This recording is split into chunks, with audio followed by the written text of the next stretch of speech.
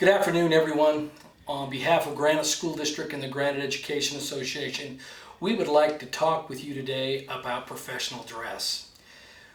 We no longer have a monopoly on who attends our public schools. We are competing with charter schools and private schools every day for students, and so many of our parents are making their decisions on where they send their children to school based upon first impressions.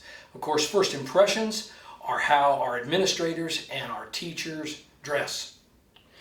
Many of you have read the book by Malcolm Gladwell called Blink. Blink is a book about first impressions, and he speaks in his book about in the blink of an eye, someone will make a decision about who you are, what you are, and how good you are at what you do based on just how you dress. This is not to say that every male teacher needs to be in a shirt and a tie, or all of our female teachers in a dress, although many of our teachers dress professionally that way. We're much more interested in that professional dress model that portrays that we care about education. We're asking to raise the bar. We are asking that as you prepare to go back to school, that your professional dress is something that you consider on a daily basis. Jeans, not a place for jeans in a school setting. There may be a field trip or something of that nature, but your day-to-day dress at work should not be jeans. Once again, just to summarize, what you wear to go to the beach or what you wear to change your oil in should not be worn to school. We're asking you that you dress professionally. We're about to view a video that will portray that for you. Hi there, my name is Ben Horsley, Director of Communications for Granite School District. Today I'm here to present a brief video on professional dress standards. Now I know what some of you may be thinking, what does the Director of Communications have to do with professional dress standards? When in reality, we communicate many different ways throughout our day. One of the most important ways we communicate is by the way we dress. Let me show you what I mean. Let's say it's the first day of school.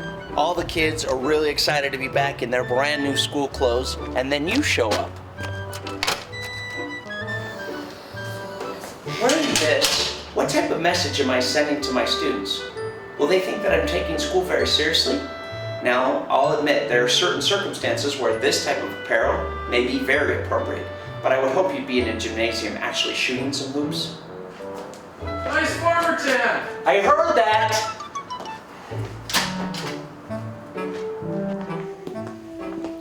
Or let's say I'm gonna pop inside a classroom and I look like this. Are the students gonna respect me when I'm dressed this way? Could my appearance potentially alter the relationship that I have with the students? It's okay to be stylish, but are we following every popular fad to a fault? People expect us to be wise and responsible.